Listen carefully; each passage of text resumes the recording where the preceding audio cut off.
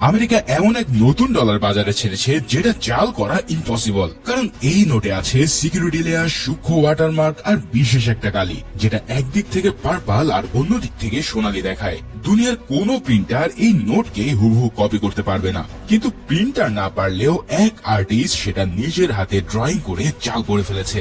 তার হাতের কাজ এতটাই নিখুঁত যে কোনটা আসল আর কোনটা নকল সেই তফাৎটা বের করা ব্যাংক এক্সপার্টদের পক্ষেও সম্ভব না। কিন্তু এই অসাধারণ ট্যালেন্টেড মানুষটাকে আর কেনই বা সে তার এই প্রতিভাকে এরকম একটা ভয়ঙ্কর কাজে ব্যবহার করলো, এই সব প্রশ্নের উত্তর দিতে হাজির হলাম 2018 সালের রিলিজ হওয়া মুভি প্রজেক্ট গুটেনবার্গের এক্সপ্লেনেশন নিয়ে।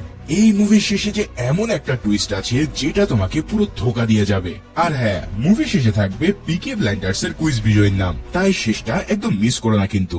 মুভি শুরুতে একটা অন্ধকার জেলের ভিতরে একজন লোক বসে থাকতে দেখা যায় যার নাম লি। তার সামনে এক টুকরো কাগজ আর সে নিজ হাতে অত্যন্ত সূক্ষ্মভাবে একটা নকল স্ট্যাম্প তৈরি করছে। এই লি কিন্তু কোনো সাধারণ কয়েদি নয়, বরং সে একজন দক্ষ আর্টিস্ট। সে জেলের ভিতরে থেকে কাউকে একটা চিঠি পাঠাতে চায়, কিন্তু সমস্যা হলো চিঠি পাঠাতে গেলে জেলের পোস্টম্যানকে $10 দিতে হবে, আর লির কাছে তো একটা টাকাও নেই। তাই সে তার অবিশ্বাস্য দক্ষতাকে কাজে লাগিয়ে নিজ হাতে একটা নকল স্ট্যাম্প বানিয়ে ফেলে।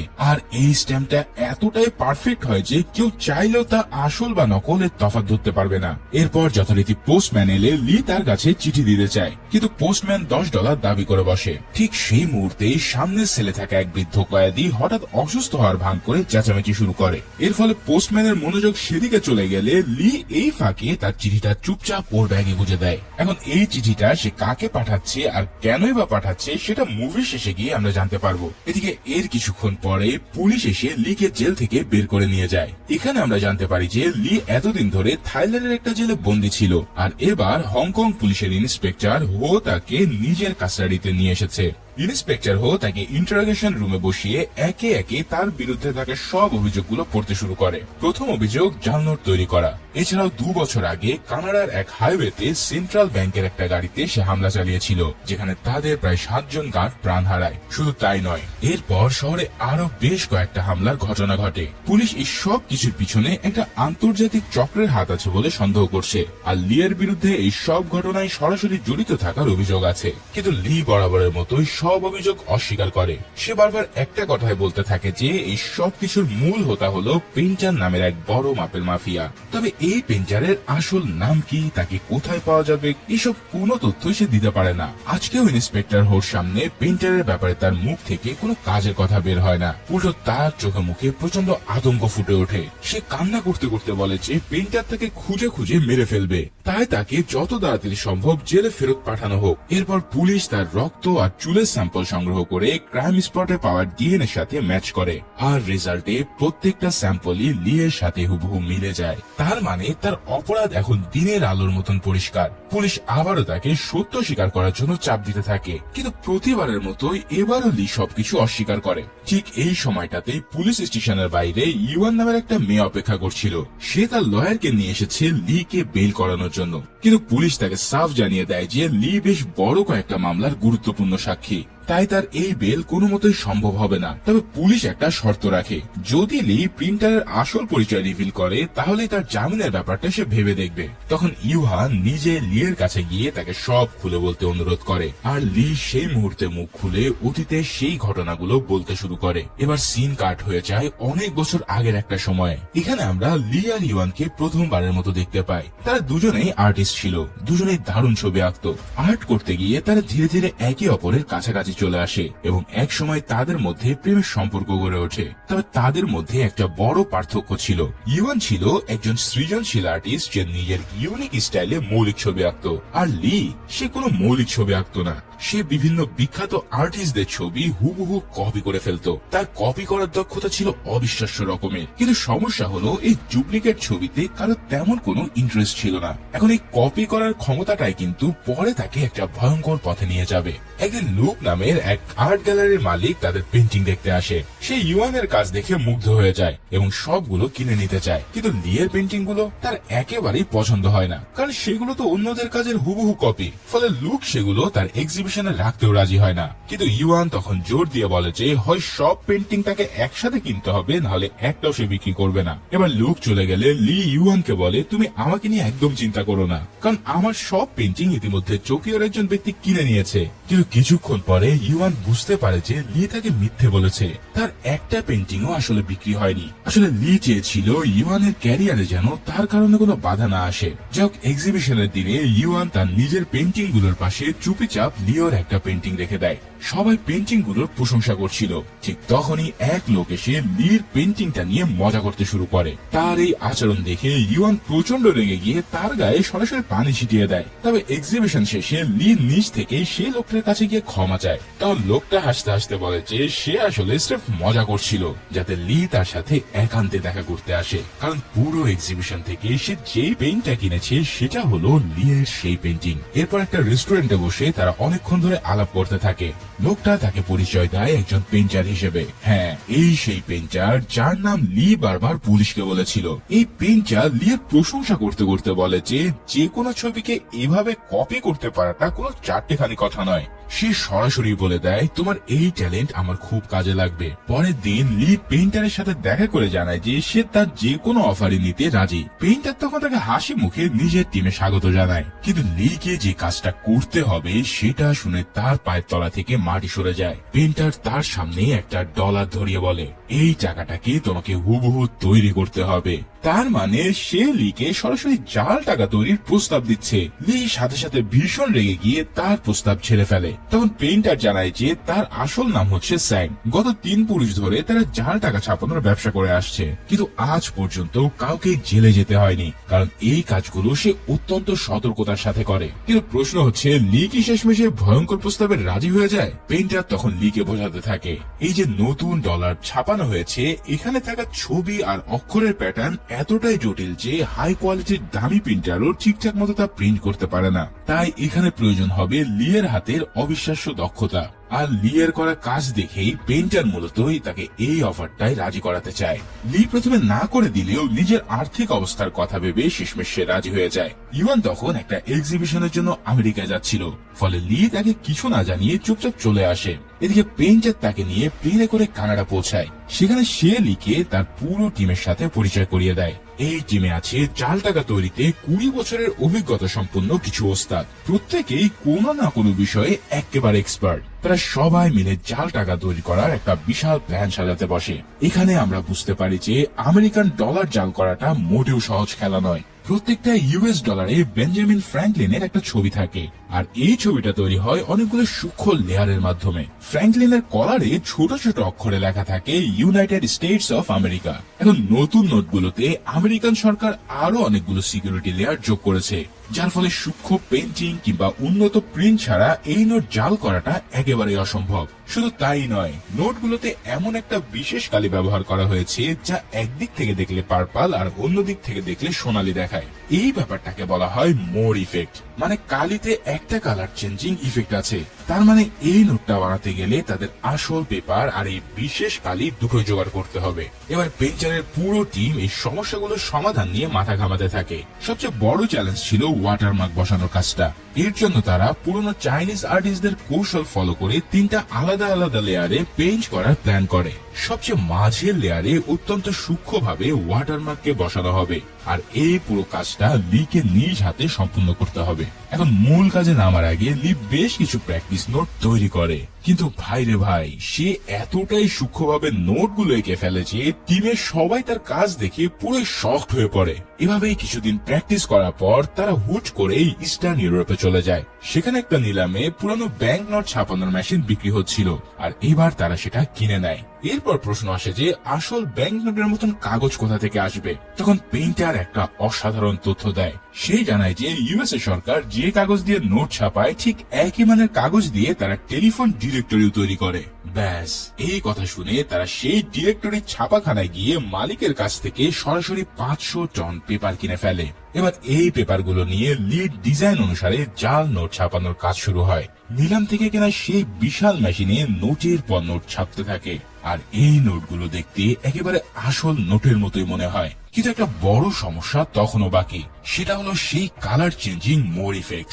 এর জন্য যে বিশেষ কালিটা দরকার সেটা কেবলমাত্র সরকারি দপ্তরের কাছে পাওয়া যায়। আর এই কালি হাতে পেতে পেইন্টার সাজায় এক ভয়ানক প্ল্যান। মুভিটা এখনো পর্যন্ত দেখছো মানে তোমাদের ভালো লাগছে, তাই যারা একদম চ্যানেলে নতুন তারা সিনে রিক্যাপস বিডিকে অবশ্যই সাবস্ক্রাইব করে রেখো, কারণ এরকম অস্থির মুভি আরো সামনে আসতে চলেছে।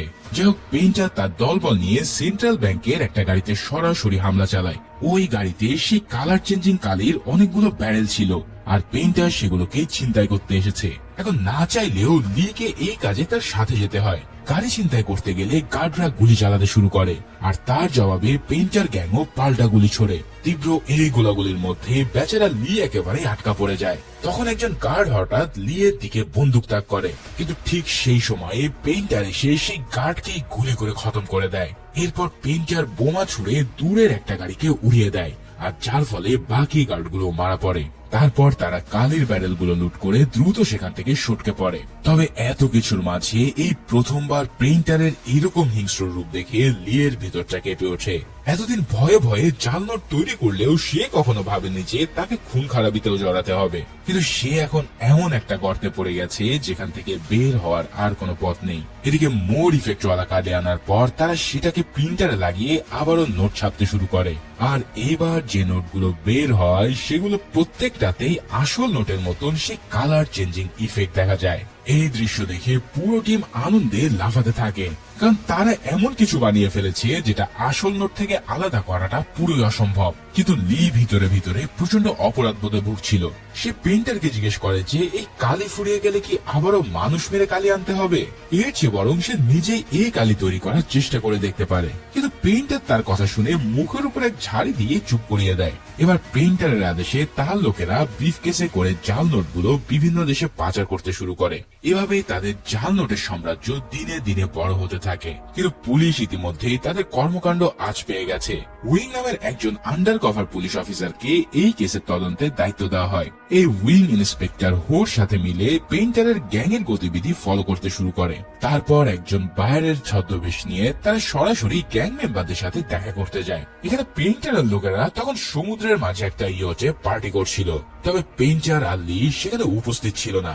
এই জায়গাতে উইং সেখান থেকে সবকিছু পর্যবেক্ষণ করে তারপর সরে পড়ে। কিন্তু পেইন্টারের আসল খেলা তো এখনো শুরুই হয়নি। পেইন্টার জেনারেল নামে তার এক পুরাতন ক্লায়েন্টের সাথে মিটিং ফিক্স করে। পরের দিন সে লিকে সাথে নিয়ে জেনারেলের বাড়ির উদ্দেশ্যে রওনা দেয়। যাওয়ার পথে লি পেইন্টারকে একটা গুরুত্বপূর্ণ তথ্য জানায়। সে বলে যে সে এক বিশেষ ধরনের কার পেইন্টের ব্যাপারে জানে যেটা দিয়ে মোর ইফেক্ট তৈরি করা সম্ভব। তার মানে এই কালি দিয়ে ডলার বিলের দু অ্যাঙ্গেল থেকেও দুটো রঙের ইফেক্ট আনা যাবে, আর তার জন্য আর কাউকে মারতে হবে না। পেইন্টার তার এই আইডিয়া শুনে বেশ খুশি হয় এবং প্রতিশ্রুতি দেয় যে সে লিয়ের নামে একটা রিসোর্ট কিনে দেবে, যেখানে ইওয়ানকে নিয়ে সে বাকি জীবন আরামায়েশে কাটাতে পারবে। কিন্তু তারপর পেইন্টার হঠাৎ লিয়ের হাতে একটা বোমার রিমোট ধরিয়ে দিয়ে বলে তার ইশারা পেলে এই বোতামে তাকে চাপ দিতে হবে। এদিকে জেনারেলের বাড়িতে পৌঁছানোর পর বেশ স্বাভাবিকভাবে মিটিং শুরু হয়। জেনারেল পেইন্টারকে ভালো দামে নকল নোট কেনার অফার দেয় এবং বলে তুমি তোমার পুরো গ্যাং নিয়ে 6 মাসের জন্য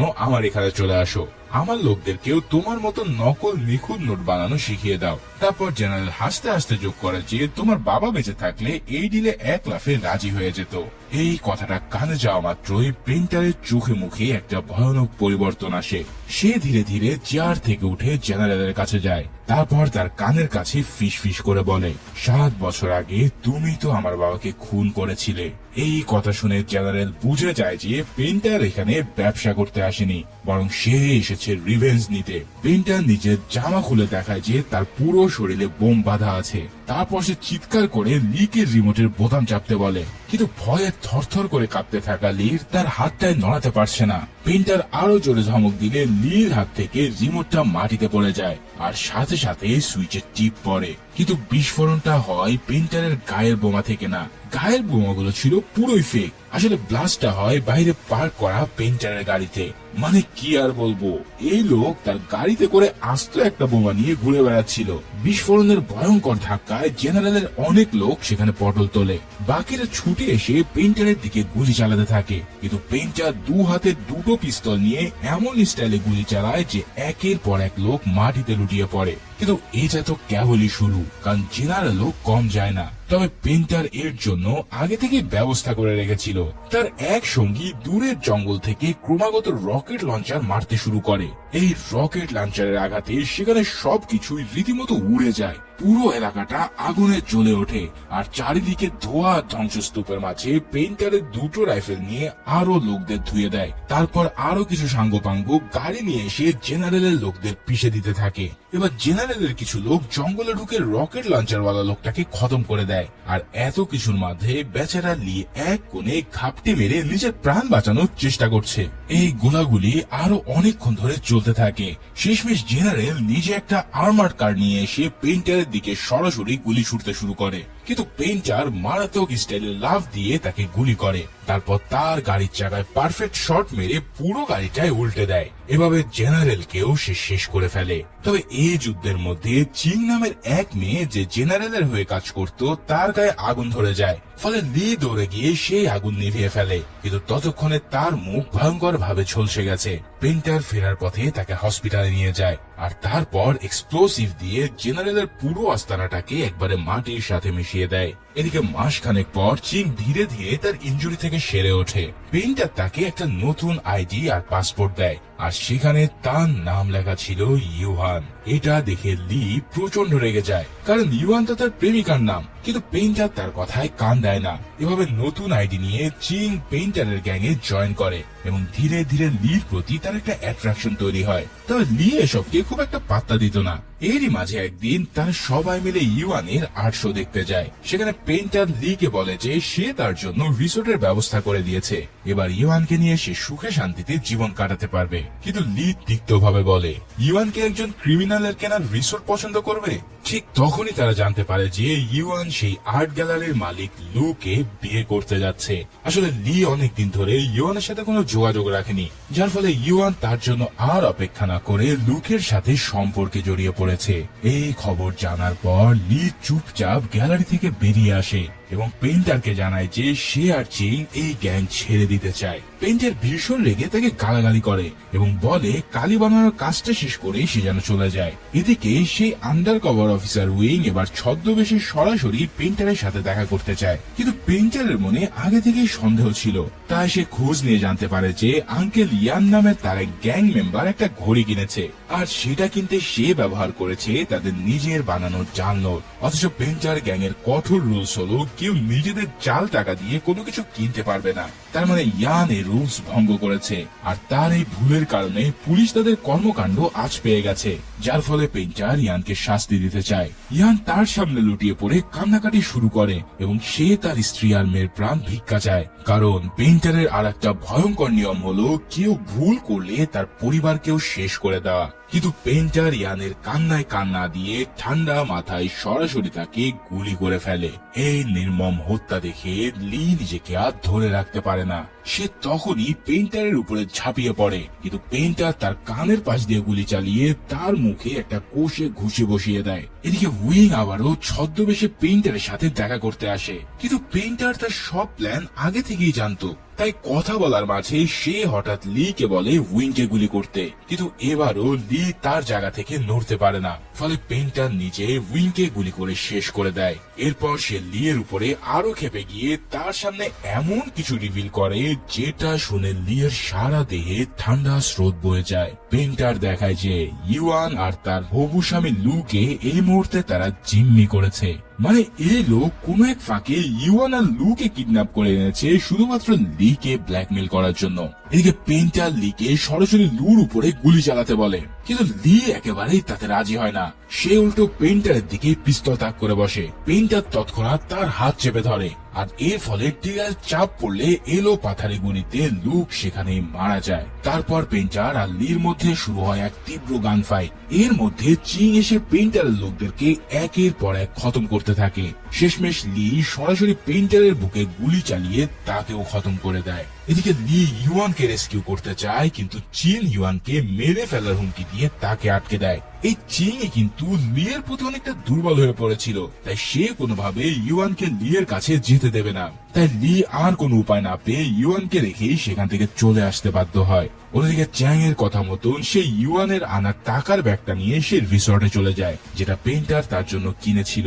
পরের দিন সকালে লি খবরের কাগজ পড়ে জানতে পারে যে পুলিশ পেন্টারের মৃতদেহ খুঁজে পায়নি। তখন তার মাথায় একটাই চিন্তা, পেন্টার হয়তো মরেনি আর সে হয়তো ইউয়ানকে মেরে প্রতিশোধ নেবে। তাই লি ইউয়ানকে বাঁচানোর জন্য দ্রুত রওনা হয়, কিন্তু এই ফাঁকে রাস্তায় পুলিশ এসে তাকে অ্যারেস্ট করে নেয়। তার মানে এরপর যা ঘটেছে সেটা আমরা মুভির একদম শুরুতে দেখেছি। পুলিশ লিকে শর্ত দেয় যে পেন্টারের ব্যাপারে সব তথ্য দিলে সে জামিন পাবে, আর লি যে ইউয়ানকে ফেলে এসেছিল সেই ইউয়ানই তাকে বাঁচাতে এসেছে।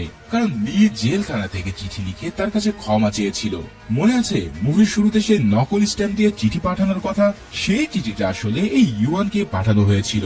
এদিকে ইউয়ানের পরামর্শে লি পেন্টারের ব্যাপারে শুরু থেকে শেষ পর্যন্ত সবকিছু পুলিশকে খুলে বলে। পুলিশ তাকে দিয়ে এবার পেন্টারের একটা স্কেচ আঁকিয়ে নেয়। তারপর তার জামিন হয় এবং পুলিশ তাকে একটা হোটেলে রেখে আসে। সেখানে লি ইউয়ানের কাছে ক্ষমা চায় আর তাদের মধ্যে একটা রোমান্টিক মুহূর্ত তৈরি হয়। ঠিক তখনই ইন্সপেক্টর পুলিশি পোশাক পরা এক লোককে দেখতে পায়, যার চেহারার সাথে লিয়ে রাখা পেন্টারের স্কেচের হুবহু মিল পাওয়া যাচ্ছে। আর মজার ব্যাপার হলো এই লোক পুলিশের পোশাক পরে নিজের পুলিশ দপ্তরে ঢুকছিল। তাই তার দলবল সাথে নিয়ে দ্রুত তাকে অ্যারেস্ট করে নেয়। সবাই ভাবছে দেশের মোস্ট ওয়ান্টেড ক্রিমিনাল অবশেষে ধরা পড়েছে, কিন্তু লোকটা একেবারে অবাক হয়ে বলে ওঠে, আমি আমার ক্রিমিনাল হলাম কবে থেকে? আমি তো একজন মামুলি পুলিশ কনস্টেবল। তারপর সে নিজের আইডি প্রুফ বের করে দেখায়। এটা দেখে তো ইন্সপেক্টর মুখ একদম সাদা হয়ে যায়, কারণ সে এবার বুঝতে পারে যে লি এতক্ষণ ধরে তাদের সবাইকে বোকা বানিয়েছে। কিন্তু বিশ্বাস করো, আসল সত্যটা এখনো বাকি, আর এটা এতই ভয়ঙ্কর যে তুমি নিজেকে ঠিক রাখতে পারবে না। কেননা এরপর যে সত্যটা বেরিয়ে আসবে সেটা শুনে পুরো থ বনে যাবে। এখনো ধরতে পারোনি ব্যাপারটা? এতক্ষণ ধরে যে ভয়ানক পেন্টারের কাহিনী শোনানো হলো, সেই পেন্টার বলে আসলে কেউই নেই। পেন্টার হলো লি নিজে। চালানোর ডিজাইন করা থেকে শুরু করে সেন্ট্রাল ব্যাংকের গাড়ি হামলা, জেনারেলের আস্তানায় গণহত্যা সহ মানুষ খুন, এই সব কিছু সে একাই করেছে। কিন্তু নিজেকে বাঁচানোর জন্য সে গো বেচারা মুখ করে পুলিশের সামনে পেন্টার নামের একটা পুরোপুরি কাল্পনিক চরিত্র দাঁড় করিয়েছিল। আর যে নিরীহ পুলিশ কনস্টেবলকে সে অ্যারেস্ট করার সময় ডিউটিতে দেখেছিল, ঠিক তার চেহারাটাকেই সে পেন্টারের স্কেচ বলে চালিয়ে দিয়েছে।